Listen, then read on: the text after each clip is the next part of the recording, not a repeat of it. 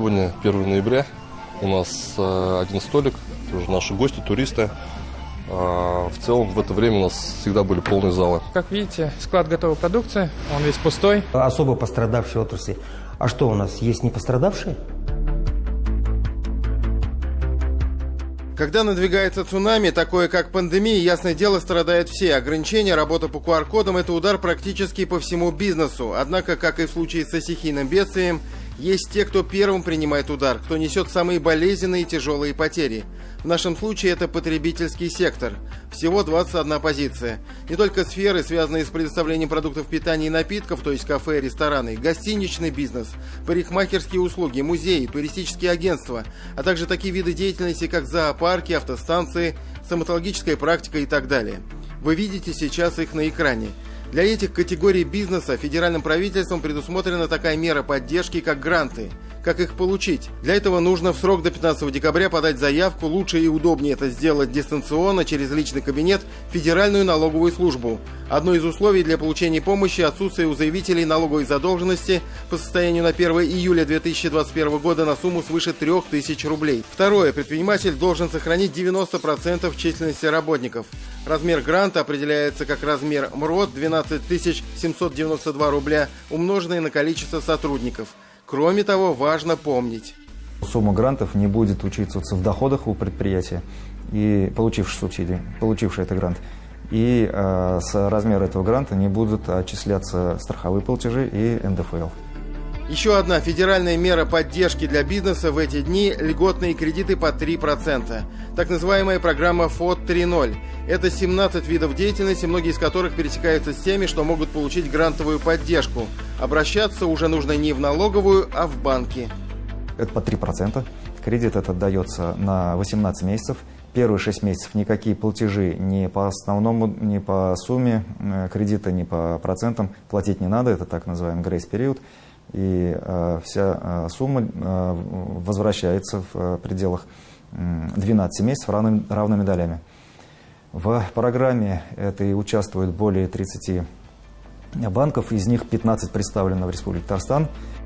Условия предоставления и формула расчета суммы кредита схожи с той же грантовой программой. Главное – это сохранение не менее 90% численности персонала. Размер кредита определяется как произведение одного МРОТ, численности работников заемщика и расчетного периода, составляющего 12 месяцев. Для тех же категорий бизнеса, которые не охвачены федеральными мерами поддержки, Министерство экономики по поручению президента Татарстана разработало специальные республиканские меры. Прежде всего, это льготный 1% микрозайм. Получить его можно в фонде поддержки предпринимательства. Выдаем мы его на 2 года до 1 миллиона рублей с возможностью первые 6 месяцев отсрочить платежи по основному долгу. Попадает, какие отрасли не охватили федеральные меры поддержки? Это в основном все, что связано с торговлей, и индивидуальные предприниматели, у которых нет наемных работников. Заявки принимаются через портал всех услуг Министерства экономики fasttrack.rf. Пакет документов расписан на портале. Очень удобно. Любой предприниматель в любом месте открывает компьютер, заводит свои данные, и уже через 15 минут заявка его обрабатывается в нашем центре. Плюс к этим мерам поддержки принимаются заявки от бизнеса на предоставление поручительства гарантийного фонда. Также планируется выделение субсидий для тех, кто занимается таким бизнесом, как доставка еды. Самозанятые получат помощь в размере до 200 тысяч рублей. Для того, чтобы получать обратную связь, у нас есть телефон горячей линии 524 90 90. Мы туда принимаем все звонки, обращения. И хотелось бы связь обратно получать по этому телефону.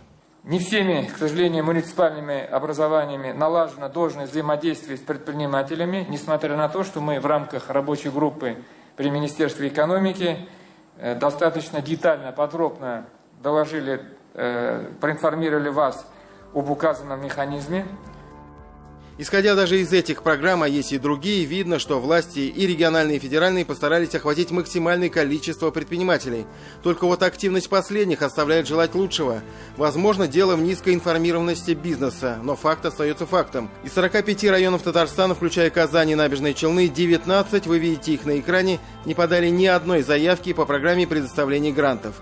А это безвозмездная поддержка. Еще с десяток районов подали менее 10 заявок.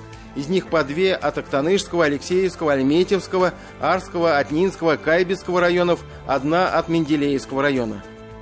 Еще более печальная статистика по другим мерам поддержки. По программе ФОД 3.0 аж 30 районов с нулем в графе поданные заявки, хотя потенциальных получателей льготных кредитов, скажем, в Зеленодольском районе 160, в Лениногорском 117, в Пестричинском 100. Так что нужно держать нос по ветру и бизнесу, и муниципальным властям. Как-никак успех – это успеть. Тимур Бекмурзин, Андрей Ключников и Андрей Мохов. 7 дней.